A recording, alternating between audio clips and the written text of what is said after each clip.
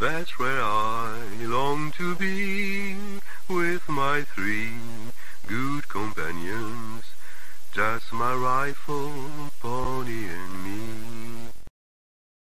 Microciné, bonjour ou bonsoir, ça dépendra de l'heure à laquelle vous allez découvrir cette nouvelle émission. On continue inlassablement d'explorer, de revisiter la filmographie du cinéaste sud-coréen Hong Sang-soo. Aujourd'hui, ce sera autour de son 27e film, si je ne compte pas, comme d'habitude. Eh oui, oui, 27e film. Mon On compte invité, plus, on compte c'est pas plus. possible. Tout Et au compter. moment où je te parle, il en a déjà tourné 2, hein, ça, faut le savoir. Ça, c'est quelque chose de. Faut vivre avec ça. Alors, 27e film, je ne compte pas le court-métrage List et un autre film qu'il a réalisé dans le cadre un segment dans le cadre d'un autre film, Lost in the Mountains, si je ne me trompe pas. Et le 27e film a un titre très beau. Et on va en parler aussi de ce titre, La romancière, le film et le heureux hasard. Je trouve que c'est un titre magnifique. On en parlera pendant l'émission de ce titre et ce que ça peut dire aussi. Le film, alors il faut le dire aussi, a reçu le Grand Prix du jury au Festival de Berlin en 2022. Il a été tourné en mars 2021, donc tout est factuel, hein, c'est des notes que j'ai prises. Et nous, en France, on l'a découvert en février 2023, le 15 février 2023. C'est des dates importantes, tout cela. Et aujourd'hui, pour nous parler donc de ce film et de Hong Sang-soo, mon ami, mon collègue, Jules Melon, que vous connaissez très bien, sa chaîne, le lien de sa chaîne est dans le descriptif de cette vidéo. Il est venu souvent nous parler de cinéma, bien évidemment, sur la chaîne, et je suis très content. Et puis surtout, très important, il est là tous les ans, à chaque fois que l'été approche, il est là. Et ça me fait plaisir. Comment vas-tu, Jules? Ah, salut Samir, bonjour à toutes et à tous. Et bah, ça va super bien parce que parler d'un tel réalisateur et d'un tel film, ça va être riche, ça va être enrichissant aussi. Et comme d'habitude, on a hâte de vous lire en commentaire aussi parce que les gens nous apportent beaucoup sur les commentaires des vidéos. C'est ça le plus important dans les échanges aussi, dans ce qu'on poste sur nos chaînes respectives. Moi, je connais pas très bien ton rapport avec le Hong Sang-soo et j'aimerais bien que tu nous en dises un peu plus et surtout si ce film, allez, je vais être outrecuidant pour le coup. Est-ce que c'est un des premiers films que tu aies vu ou tu le connaissais un petit peu avant? Voilà, explique-nous un petit peu ce rapport que tu entretiens avec ce cinéaste. Alors c'est vrai que mon rapport avec Hong Sang-soo est assez récent, je pense. Bon, j'en avais beaucoup entendu parler déjà, mais je me suis lancé il y a peut-être 2, 3 ans avec Un jour avec, un jour sans. Je pense que c'est Mmh. grâce à une vidéo d'Antoine Goya à l'époque, qui avait c'était peut-être pendant le confinement d'ailleurs, où il avait, voulu nous, bah, nous conseiller pas mal de films de Hong Sang-soo et j'avais trouvé Un jour avec, un jour sans et je me suis lancé. Après j'ai pris mon temps, c'est-à-dire qu'avec Hong Sang-soo, on serait tenté vraiment d'y aller vite parce qu'on se dit: «Oh là là, j'ai beaucoup de retard là, si je vois pas un film pendant 6 mois, il va en faire 3 de plus, ça va être compliqué». Mais justement, j'ai pris mon temps et La romancière, c'était le premier que j'ai vu en salle et c'est pour ça que je l'ai choisi d'ailleurs, parce que l'expérience salle avec Hong Sang-soo, je pense que ça transcende encore un petit peu ce qu'il veut nous faire, ce qu'il veut partager avec nous. Que j'avais vu d'ailleurs, je le salue au passage avec l'ami Nicolas, anciennement Artopolis, Mmh. Nicolas Perrault, qui est maintenant aussi réalisateur et tout. Et justement, on en avait parlé du rapport à la création en voyant ce film ensemble à l'époque. Et bon, depuis, j'en ai vu peut-être 5, 6. Donc, je prends mon temps avec Hong Sang-soo. Je ne vais pas faire du binge-watching, etc. Mais à chaque fois que j'en vois, je ressens quelque chose, à la fois son rapport au réel, fiction au réel, parce que il y a ce petit va-et-vient là. On sent qu'il met beaucoup de lui, son rapport à l'art, à la création. On va en parler forcément ici. Mmh. Et il y a quelque chose d'assez unique et on peut le dire organique avec son cinéma, qui me parle. Même si c'est pas forcément tout le temps facile de rentrer dedans. À chaque fois qu'on commence à Hong Sang-soo, on est là, on se dit bon. Et d'ailleurs, c'est un bel effort à faire aussi. Un effort qui est totalement volontaire, hein, on se force pas, quoi. Et une fois qu'on est dedans et qu'on voit ces personnages interagir, beaucoup parler, beaucoup boire, beaucoup manger, et ben on rentre dans leur univers, quoi. C'est-à-dire que c'est un réalisateur qui nous fait rentrer dans des univers qui sont très palpables. Et c'est marrant de voir comme quoi parfois il se répète sans se répéter. D'ailleurs, moi je trouve ça assez fascinant. C'est un réalisateur assez unique dans son genre, je trouve, même si bien sûr on pourrait toujours faire des rapports avec d'autres cinéastes d'antan. On peut parler de Romer, évidemment, mais je pense que tout le monde finira par parler de Romer en parlant de Hong Sang-soo. Mais il a quelque chose, et je pense qu'il est très important aussi, peut-être qu'on en reparlera, je ne sais pas, dans le paysage cinématographique coréen, qui ne va pas forcément si bien que ça en ce moment. notamment pour les cinéastes d'auteur, hein, je veux dire. Ouais. Et lui, il apporte quelque chose et il est toujours là. Et non seulement il est toujours là, de plus en plus indépendant et de plus en plus productif. C'est assez passionnant de voir ça d'ailleurs.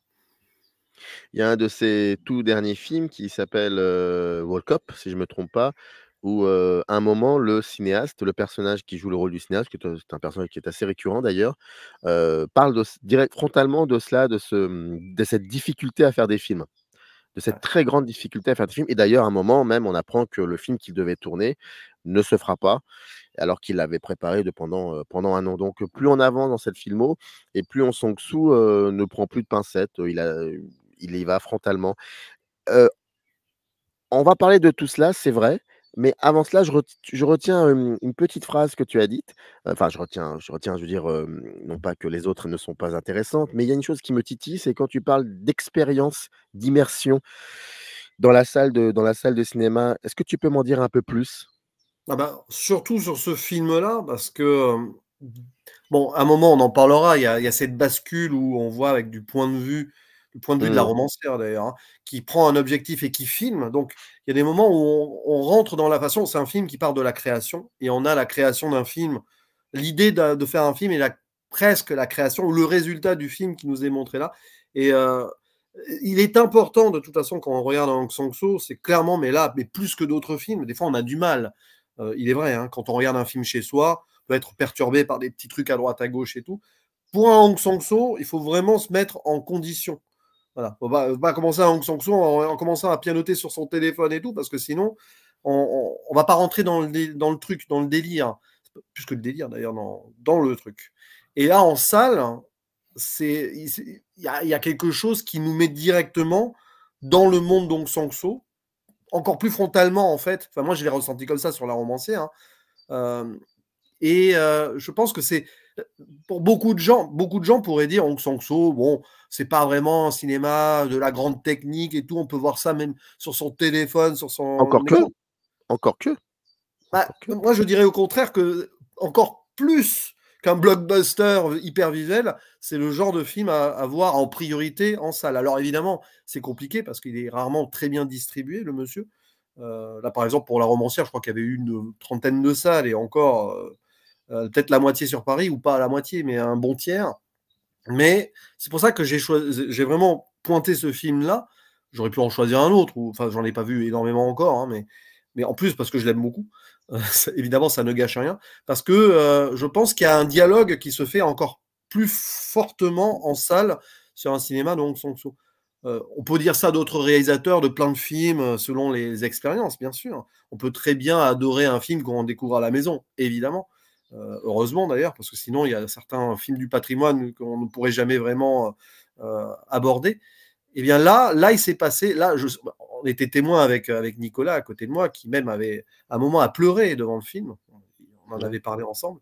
Il se passe quelque chose avec Hong Sang-soo. Et c'est vrai que des fois, je rage. Là, par exemple, il y en a eu un autre entre-temps. Je crois que c'était De nos jours, si je ne me trompe pas, Ouais. que j'ai pas pu aller voir en salle. C'était prévu, mais j'ai eu un empêchement. On devait le voir avec Artopolis aussi.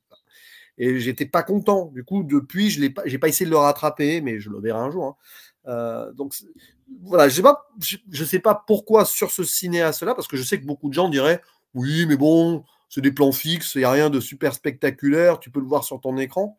C'est pas ça que je veux dire. C'est je pense qu'il y a Hong Sang-soo, il veut vraiment créer un vrai lien très proche avec ses spectateurs. Je pense, ça se sent en fait, parce qu'il parle beaucoup de lui indirectement et il nous transmet dans la vie, dans la routine des personnages aussi. On a envie, on est à table avec eux, par exemple, quand on mange et quand on boit avec eux. Limite, ce serait extraordinaire de faire une séance d'Hong Sang-soo, une séance repas et alcool en même temps. Ça a dû être déjà organisé, ça serait immense. Ça. Enfin, de mon côté, ça a été organisé, ça c'est vrai. Voilà, bah oui, évidemment. Non, mais c'est vrai qu'il y a quelque chose, il y a un lien organique. C'est difficile à expliquer, mais je pense que c'est dû aussi à sa disposition cinématographique.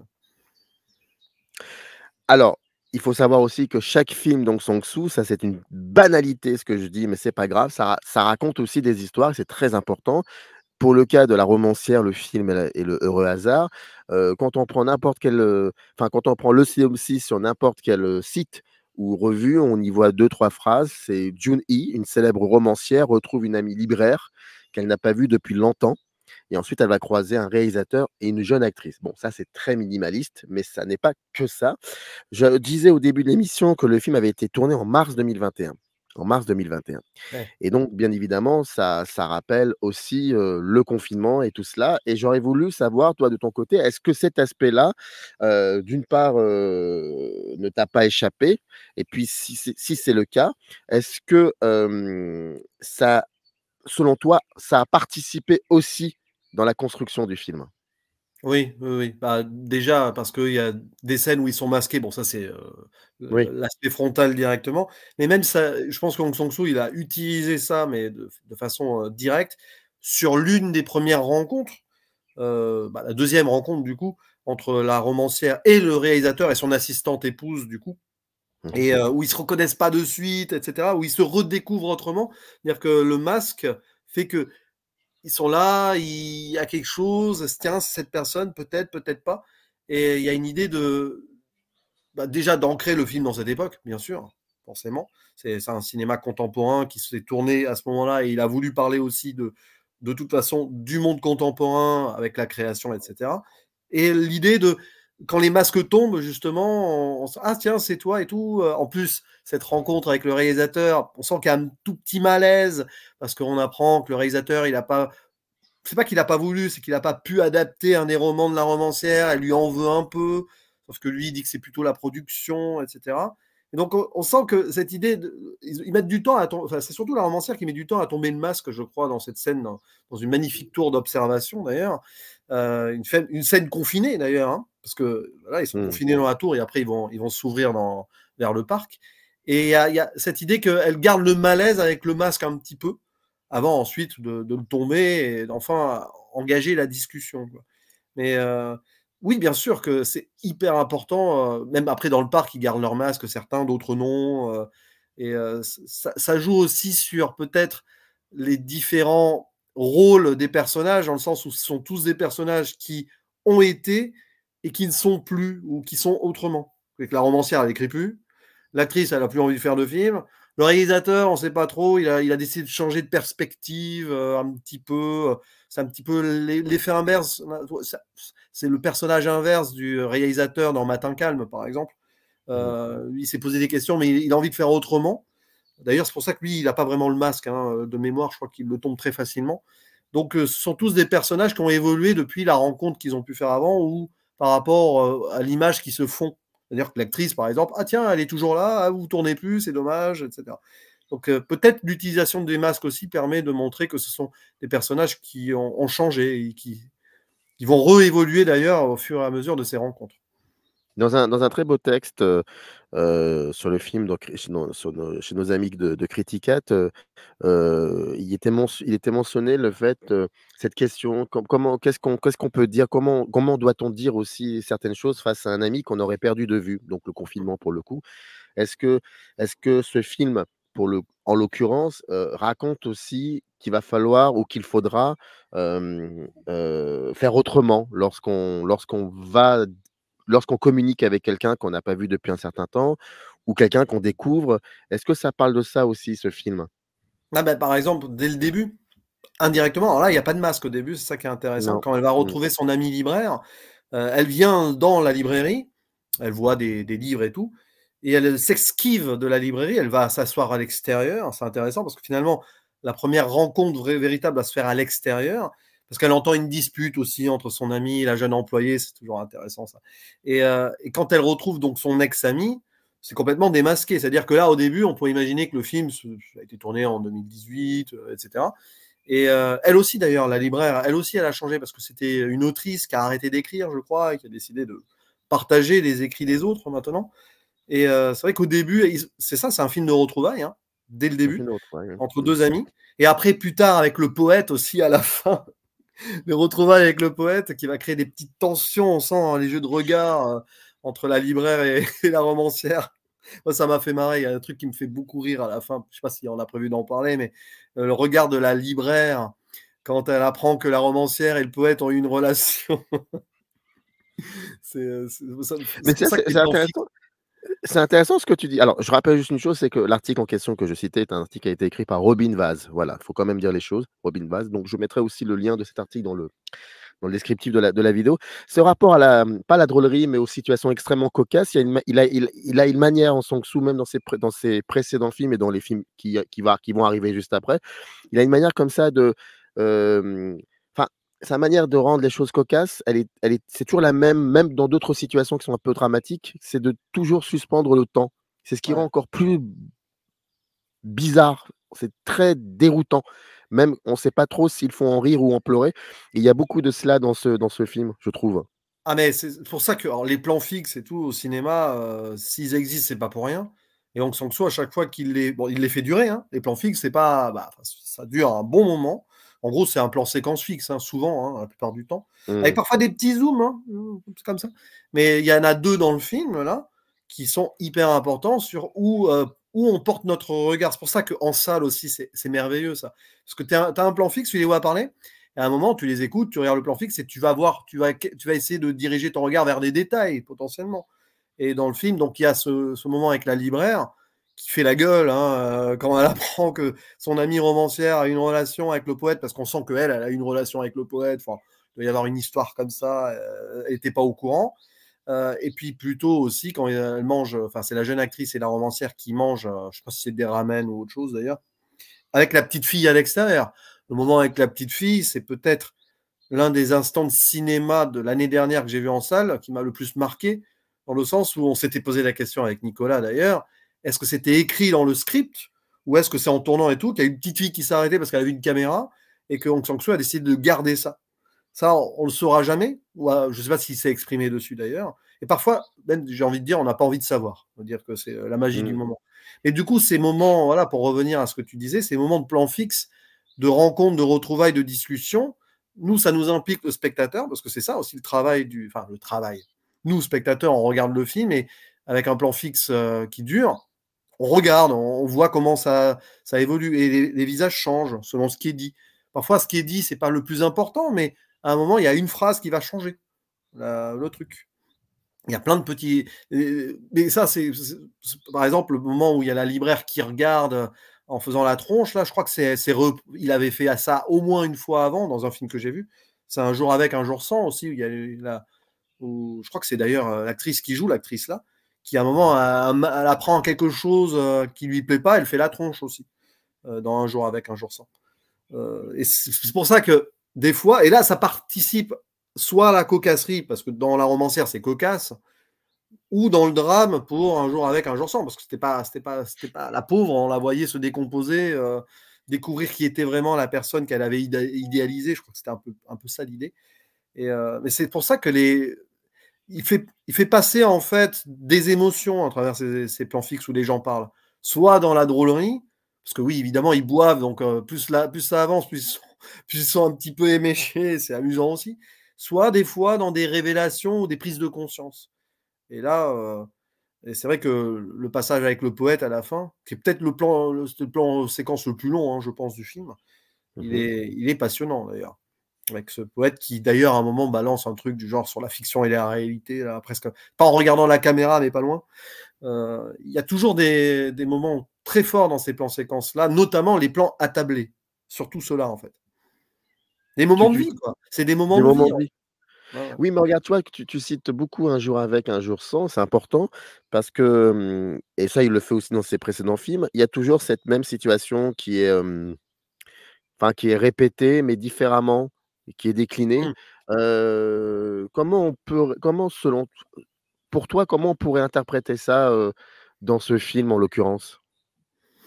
Ah, ici, c'est alors évidemment, comme c'est un film qui est fait de rencontres successives hasardeuses, parce que d'ailleurs même les personnages le disent, hein: «Oh quel hasard!» limite, plus on avance dans le film, plus ils s'en amusent du hasard. Et Mmh. c'est amusant d'ailleurs parce que tu vois que c'est de la fiction. C'est-à-dire que jamais dans la vraie vie, tu pourrais avoir autant de hasard à la suite. Tu as l'impression que tous ces personnages vivent dans le même quartier au même moment et se retrouvent au même moment. C'est juste pas possible. C'est pour ça que c'est très réel, mais c'est très fictif aussi. Et là, c'est vrai qu'en peu de temps, parce que le film doit se dérouler, alors, sauf la fin évidemment, parce que la fin, il y a l'ellipse, voilà. Mais ça doit se jouer en 2-3 jours, quoi, grand maximum. Et tu sens qu'il utilise ces moments-là de vie, à chaque fois, pour cristalliser. Alors déjà, pour nous faire comprendre qui sont les personnages, qui ils ont été et qui ils sont devenus, ou ceux qui vont devenir aussi, grâce à des idées et tout. Et aussi pour nous montrer comment ils interagissent. Peut-être aussi une forme de... Ici, c'est à la fois drôle, parce que c'est un film qui est quand même souvent drôle dans certaines situations, notamment oui, sur le jeu des petits reproches qui peuvent se faire de temps en temps ou pas, mais qui pose aussi une forme de, peut-être pas de mélancolie, mais pas loin quand même, sur des gens qui ont laissé tomber des choses, ou qui ne veulent plus forcer les choses aussi, parce qu'il y a ça, hein. Et de voir comment ils sont au moment présent, là, en plus dans un moment présent où tu as le Covid et tout à côté, et comment ces rencontres-là, hasardeuses, vont leur faire avoir une idée. Parce que c'est ça, hein, ça leur fait germer des idées. La romancière, elle a l'idée quand elle découvre l'objectif du réalisateur, oh, c'est bon, on peut zoomer, c'est magnifique et tout. L'actrice qui tourne plus, mais la romancière, elle aime beaucoup cette actrice, elle va la convaincre de tourner parce que la romancière veut faire son film. Il y a aussi le jeune étudiant en cinéma, bon, toujours aussi, Hong Sang-soo, il aime bien montrer la jeune génération. Là même, il va plus loin parce qu'un enfant dans le cinéma de Hong Sang-soo, ça ne doit pas être très fréquent. C'est pour ça que la petite fille, je ne sais pas si elle était prévue à la base.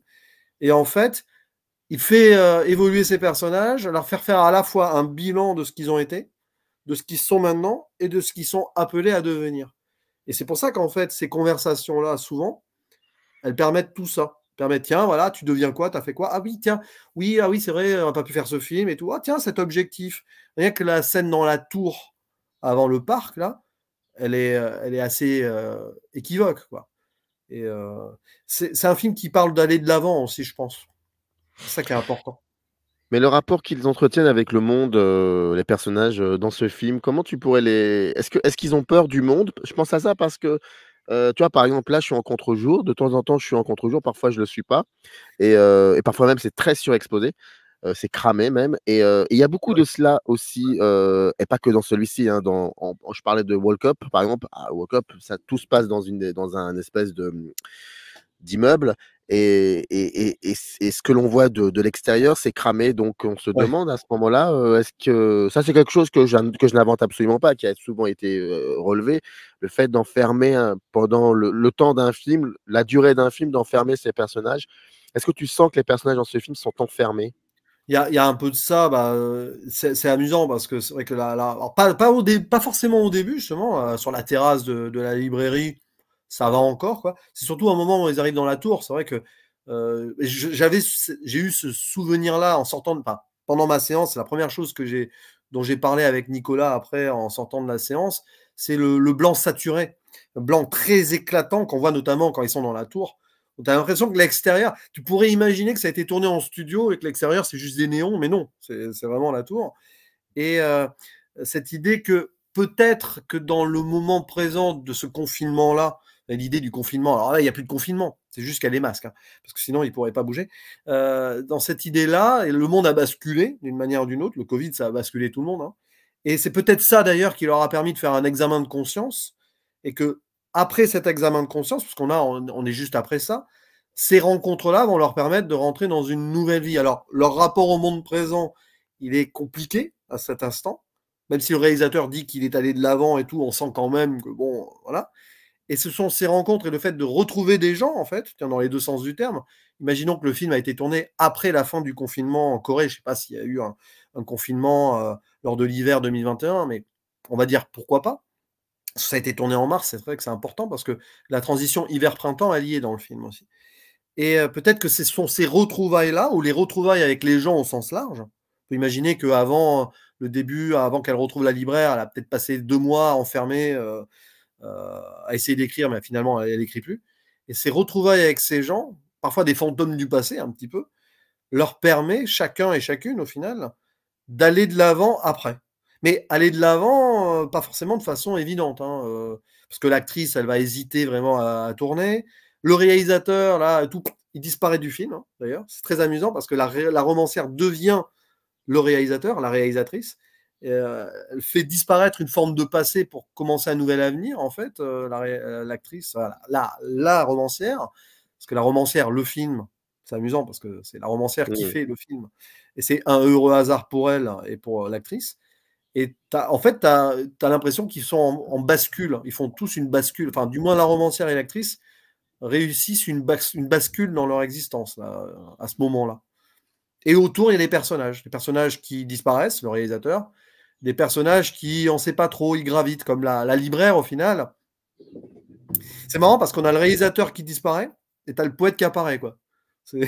Quand on y pense, c'est un petit peu en écho. Puis la libraire, on sent que c'est peut-être le seul personnage qui, à la fin, reste dans son petit malaise de ce monde-là. Je ne sais pas ce que tu en penses. Le fait qu'elle fasse la tête, d'ailleurs, à la fin. Surtout avec sa jeune employée, là, elle a du mal à avoir une relation positive avec sa jeune employée. Mais on a l'impression qu'il y a quelque chose de circulaire au niveau du scénario. Ouais. Parce que c'est ce que l'on retrouve. C'est ce que l'on trouve au début. Je me suis toujours. Si j'étais une petite souris, je voudrais être là le jour où il écrit ses scénarios en Song-Soo pour voir comment ça se passe. Même. Je crois qu'il écrit. Alors, sur certains films, il écrivait le jour même en se levant très tôt. Et je crois que souvent, ces films ont un scénario évolutif, c'est-à-dire il a une trame. Et puis, en se levant un matin, il va décider d'écrire une scène. Là, peut-être que là, on le sent, là, à certains moments. Enfin, l'idée, justement. À un moment, il s'est dit, tiens, je vais finir par là où j'ai commencé, plus ou moins, en rajoutant le personnage du poète, qui peut-être n'était pas prévu à la base, je ne sais pas. Tu as l'impression que le poète, c'est un pote à Hong Sang-soo qui l'a sorti du bar en se réveillant à 4 h du matin, parce que ça donne un peu cette impression quand même.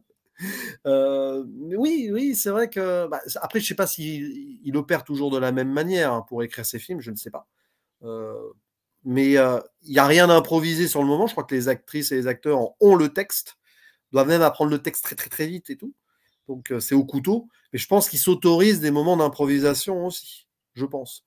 Rien qu'avec la petite fille, moi, à moins qu'ils soient vraiment allés chercher la petite fille en disant tiens, la petite fille se pose là. Et ça, par exemple, ça sort du... Je sais pas pourquoi j'insiste sur cette scène, mais je me demande si elle sort pas du cadre Hong Sang-soo, la scène. Et pourtant, elle est totalement dedans. Oui, mais tu vois, regarde, ça fait partie aussi un petit peu du jeu, du rapport qu'on entretient avec ce cinéma. C'est que on dit souvent de lui que c'est un cinéma très minimaliste, où c'est pas qu'il se passe pas grand-chose, mais en fait, des choses complètement anodines, finalement deviennent un élément de mise en scène important. Je pense par exemple à la première séquence où l'on voit le langage des signes, une des actrices, un des personnages. C'est très anodin ce moment-là, ce geste même est très anodin, mais ce geste, quand il est répété, renforce une idée de mise en scène. Et ça, c'est très souvent chez Hong Sang-soo, c'est que d'une banalité confondante, il va extraire un geste qu'on connaît, mais qui est totalement anodin. Et ce geste va devenir une espèce de geste premier et donc une idée de mise en scène. Et je trouve ça magnifique. Il y a une espèce de surgissement comme ça, tu sais. Dans le plan, il y a un moment, il y a un surgissement qui fait l'idée de mise en scène. Il y a ça. Justement, c'est vrai, la langue des signes, hein, c'est une scène, je ne sais pas comment l'interpréter, mais c'est amusant parce que limite, on l'accepte telle qu'elle est. L'idée d'une nouvelle communication, de voir que la romancière, elle est ouverte à des nouveaux horizons. Je pense que c'est peut-être ça aussi qui, indirectement derrière, c'est subtil, mais peut-être qu'elle va s'ouvrir après à vouloir faire un film parce que elle vient de découvrir quelque chose, ça l'a fasciné sur le moment. Il y a ça, c'est vrai, sur des moments souvent sur les plans fixes. Et puis il y a des moments, c'est vrai que bon, il y a des moments où il sort de ces plans fixes aussi dans le film. Ne serait-ce que le point de vue qu'on adopte de la romancière, où on adopte pour la première fois le point de vue de la romancière en tant que future réalisatrice quand elle voit à travers l'objectif. Scène assez fascinante aussi du zoom, un zoom hyper long et hyper précis que l'on voit fait avec un tout petit objectif. C'est assez amusant ça. Hong Sang-soo n'oublie pas de montrer que le monde évolue aussi et que là il utilise un petit objet qui, mine de rien, comme ça, ne paye pas de mine, mais en fait qui est capable d'avoir une résolution assez extraordinaire. Bon, évidemment, il s'en sert en plus, Ça, c'est très malin de sa part. Il s'en sert de transition. Hop, on est dans la tour, le zoom, et après, il se retrouve dans le parc. Tu as l'impression qu'il propulse ses personnages, quoi. Il les lance, hop, dans le parc, comme ça. Et il y a plein de petits moments comme ça où on voit qu'il a pensé les scènes avant. Je ne pense pas qu'il fasse des storyboards, le monsieur. Quoique, je ne sais pas. Il est capable. Mais il y a des moments où il isole ses personnages vraiment dans des cadres précis, quoi. Par exemple, une scène à la fin où la romancière devenue réalisatrice, avant la projection de son film, je crois que c'est avant, hein, elle parfumait sur le toit et on la voit, elle regarde l'horizon, elle est bien cadrée comme ça, quoi. Ça, c'est pas des trucs qu'il a fait au hasard, ça c'est sûr. Ça... Il y a deux livres magnifiques qui s'intitulent Les Variations Aung San Suu. C'est édité chez De l'Incidence, éditeur, et c'est co-dirigé par Simon Danielou et Anthony Fian, si je ne me trompe pas. Le premier est un ouvrage collectif, donc des textes sur les films, et le second est un recueil d'entretiens avec des gens qui ont travaillé avec lui. Mais j'aime bien le titre Variation. Je trouve que ça dit beaucoup, et là, dans ce film, on est dedans. Et pourquoi je te parle de tout ça? Parce que je voudrais qu'on arrive progressivement finalement au début du film, qui est le titre. La romancière, le film et le heureux hasard. Il y a même une variation dans le titre lui-même. Le titre, bien évidemment, que tu as dû certainement y réfléchir énormément, même peut-être plus qu'avec d'autres titres de Aung San Suu, encore que. Mais j'aimerais bien t'entendre me parler de ça, de ce titre-là. Qu'est-ce que tu en penses? Qu'est-ce que ça dit pour toi? C'est marrant parce que c'est un titre qui joue sur un triptyque, on va dire, entre guillemets, étrange, parce que tu as un personnage, la romancière, un objet, le film, et un concept, le heureux hasard. Alors, après, ça c'est le titre français. Est-ce que le titre coréen est exactement le même? C'est une bonne question, ça. Je sais qu'en version anglophone, le titre est moins beau, c'est le film de la romancière, hein, je crois, Novelist Film, un truc comme ça. Il me semble que c'était ça. Mais ça, c'est moins bien, du coup. Mais après, pour le titre coréen de base, j'avoue que mes connaissances en coréen sont très limitées. Mais j'imagine que, allez, imaginons que c'est le titre qu'a voulu Aung San Suu. Voilà, on va faire ça.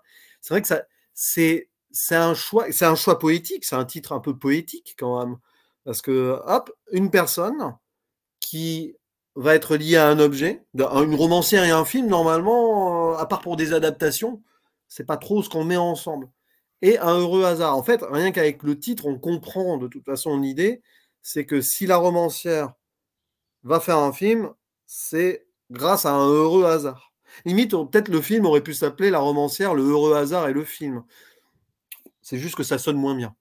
Mais écoute, moi j'avais vu ça quelque part, j'avais vu que le titre en sud-coréen, ça l'a voulu dire le film du sociologue ou de la sociologue, quelque chose comme ça. Ah, ça c'est intéressant, ça. Mais encore une fois, alors là, les commentaires, s'il vous plaît, si j'ai dit une bêtise, contredisez-moi, gentiment, bien évidemment, ça n'est qu'un film, mais voilà, si vous avez plus d'éléments, mais moi j'avais vu quelque part, si j'ai vraiment bien, traduit littéralement, ce serait le film du sociologue. C'est très intriguant, ça, quand même. C'est très, parce que sociologue, c'est une écrivaine sociologue, peut-être, hein, j'imagine. Mais c'est intéressant parce que dans l'idée du rapport aux autres et du rapport au monde dans le film, sociologue, ça peut être intéressant. Mais parce que du coup, ce serait plus une écrivaine, enfin, c'est pas une écrivaine de fiction, alors, à ce moment-là, plutôt. Elle parle pas vraiment de ce qu'elle écrivait. Oui, mais en même temps, il y a une idée d'adaptation au cinéma.